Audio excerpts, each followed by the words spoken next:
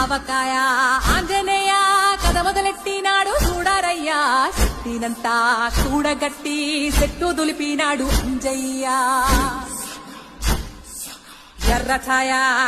ఛాయ కోటి అవతార వెంటమాయ కత్తి సేత పట్టకుండా కాయ కోసినాడు కపిలయ్యా